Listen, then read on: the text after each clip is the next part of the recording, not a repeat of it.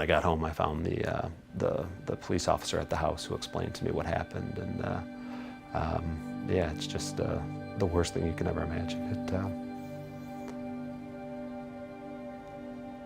I mean, I literally collapsed when the officer gave us the news. So it's the worst thing you could imagine, to lose a child.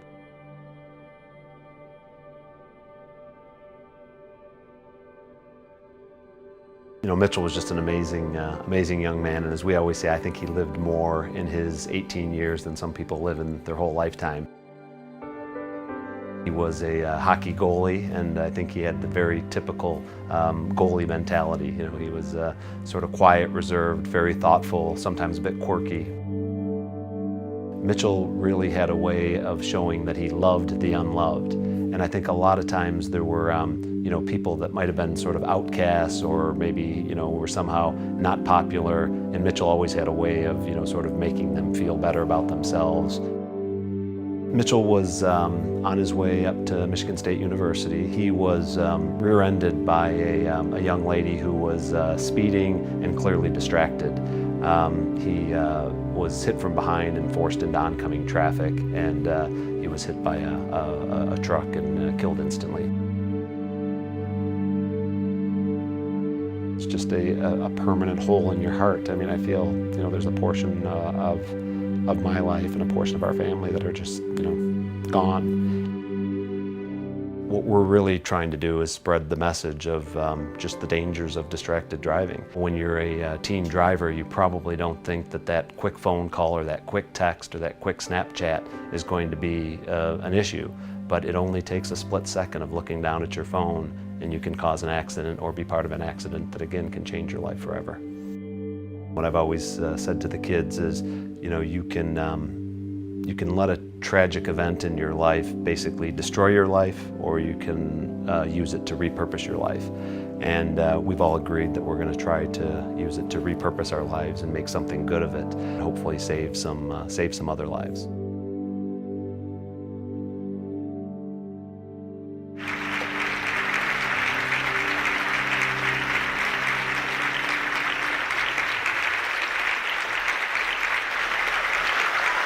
Thank you. Wow. Wow. Thank you so much. Boy, to have this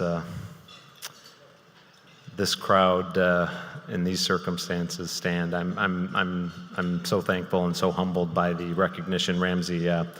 Thank you for the recognition, and to the board of the Automotive Hall of Fame. Thank you for recognizing the work that our Kiefer Foundation is doing.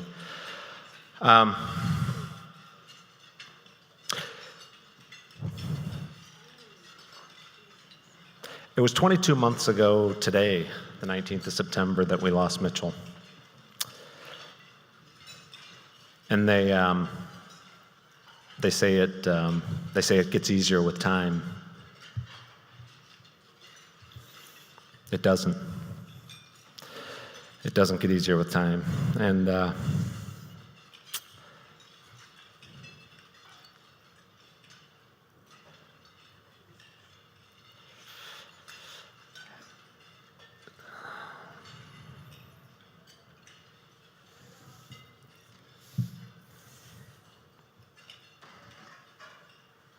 watching that video, I guess you got an idea of what we're trying to do. Unfortunately for me, the video and the pictures in the video really bring back all the memories. So it is, every day is hard, but we're committed, as I said in the video, to turn this tragedy into something great. And I hope with the work that we're doing, we can save lives. I'm certain that we're saving lives, and I'm certain that in Mitchell's memory, we're having a huge impact. It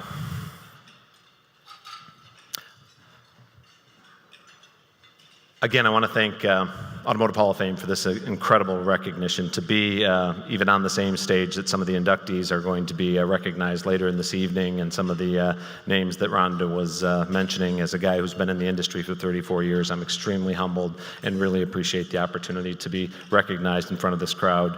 I also want to recognize all of you that are here, so many OEMs, so many suppliers. And I specifically want to say thank you to all of you. Over this last 22 months, as we put the foundation together, we have just received incredible support from this industry that all of you lead. And this is an industry that can do anything, and I think with your help, we can solve this problem of distracted driving. I am so amazed at how the industry can come together, supplier competitors, OEM competitors, for the good of a great cause, whether it's taking care of our communities, solving medical issues, STEM research, or in our case, trying to put an end to distracted driving. So my deep, deep thanks to all of you, because you've all done incredible things to support us. I also want to take a moment and acknowledge some members of the Kiefer Foundation board that are here with us today. Jamie Mistry, Mark Knoth, Bill Hotchkiss, Rob Fisher, and my son Blake Kiefer, who wasn't able to make it tonight. But to the Kiefer Foundation board members, thank you for everything you've done. You've done amazing, amazing things.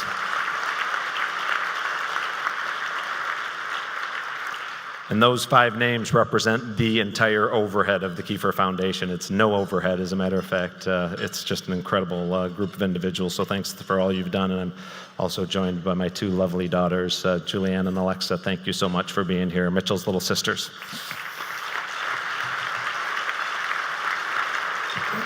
Thanks. So let me quickly just talk about the stats. It's horrendous. 40,000 people killed on our highways every year. It's estimated that about 4,000 of those are due to distracted drivers, but we know it's way underestimated. It might be as high as 50% of those 40,000. We believe that 10 people in this country, 10 people every day, are killed by a distracted driver. I cannot imagine the 10 families that are going through what I went through, what my family went through today, and 10 more tomorrow, and 10 more the next day. It's absolutely horrifying to imagine that.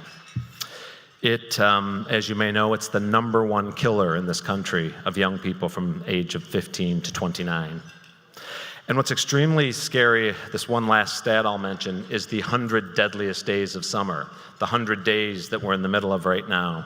The days between Memorial Day and Labor Day, when we celebrate graduations, proms, 4th of July, the summer, Labor Day, and during that 100 days, the death rates increase by about 15%.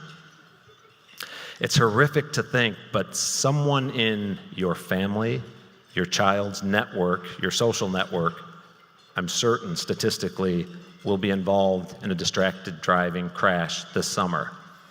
And think about that. It's horrific. It's horrific, and it's an epidemic in this country. We started the Kiefer Foundation, which is a 501c3 nonprofit. And I should emphasize that through your generous contributions, we've raised an incredible amount of money, which has all been distributed to other nonprofit organizations. One that I'm going to mention in a moment that's right outside the door here. But all of these funds and all of these activities are with one mission in mind: to put an end to distracted driving. Our foundation is built around 3 very specific pillars: technology, awareness, and legislation. In the technology pillar, there's a couple of things I'll point out. One is a very simple technology. On your iPhones, the Do Not Disturb mode, or on your Android phones, the Safe Driving mode. Something you can turn on to block all texts, all calls while you're driving. It's easy. It takes 30 seconds. We can do it right here, right now. If all of you did that and got all of your family members to do it, it would be a real good start to putting an end to distracted driving. Another example of a project for use of technology is a technology that you see on the highways every day: cable guardrail technology. Cable guardrails are very effective, 97% effective, effective at stopping cars from crossing medians into oncoming traffic. Those were the circumstances of Mitchel's death. Last year, we did a project between the Kiefer Foundation and the Michigan Department of Transportation, a 50-50 funded project, to put cable guardrails in the 1.7-mile stretch where Mitchel's crash occurred. When we did it, I thought it was a bit of a ceremonial thing to do. Never did I imagine that since last September, that guardrail has been hit 6 times. 6 times in a 1.7-mile stretch on a piece of median that's about 52 feet wide. I believe we've saved at least 6 lives with that. I'm pleased, thank you.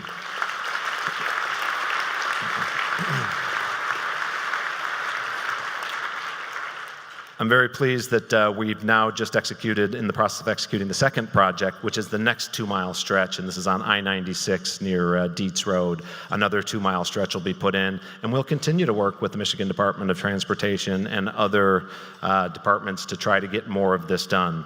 These guardrails will save lives, and I appreciate the contributions that many of you have made to help us do that. The second pillar is around awareness, and I think awareness is really most important. We just need to make all of you, all of your children, all of your families understand that 5 seconds that you look away, that 5 seconds that you can travel the distance of a football field, can cause horrific consequences. We've been working closely with a nonprofit organization in Grand Rapids, Michigan called the Kiefer Foundation. They're right outside the door.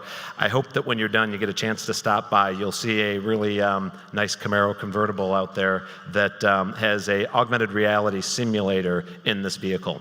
You can sit in the car with augmented reality, you drive the car, they distract you, you crash the car. Quite interesting. We've taken this into over 150 schools and events over this last year. That group has given this distracted driving education to 20,000 young people in the last year and a half, and I think is having a huge impact on their behavior.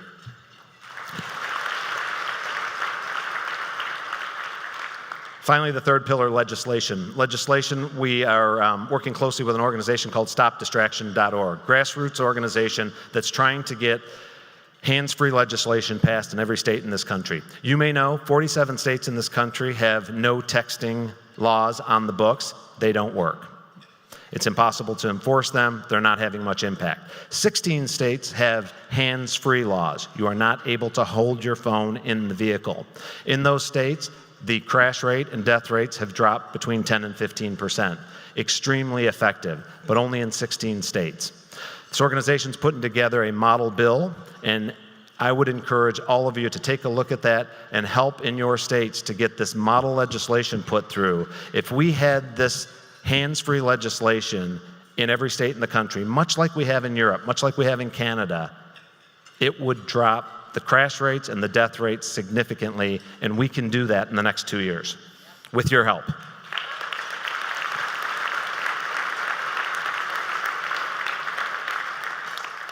So I'll wrap up with just a couple last requests and call to actions. First of all, please take the pledge, make the commitment to put the phones away and to focus on driving when you're driving. I know how tempting it is. I was proud to be the guy 2 years ago that could drink coffee, eat breakfast, steer with my knee. I'm embarrassed to admit that, but it's horrific when you see what's going on out there. Take personal accountability and change your own behavior first and foremost. Second, spread that word and implement things like the do not disturb mode on your iPhone, the safe driving mode on your Android phone. That you can do tonight. We can change behavior tonight, and you can change behavior with your family and all your loved ones. The last thing I'll mention is a national scholarship campaign that we kicked off about a month ago. We're trying to get 100,000 young people to make simple 30-second videos, 30-second videos that explain how they are going to stop their friends from driving distracted. The idea is to get those out there, create a buzz, find the best 100, then find the best 5 through a voting process. And those best 5 will receive scholarships in the order of $50,000 for their work. But we have to get more of these videos out there because we believe by young people making these videos, they'll get involved and they'll change their behavior. And who knows, maybe some great ideas will come out of these videos as well. There's some cards floating around that will explain how you can get your children and young people involved in this. I'll end just again by saying, on behalf of Mitchell and my family and the foundation,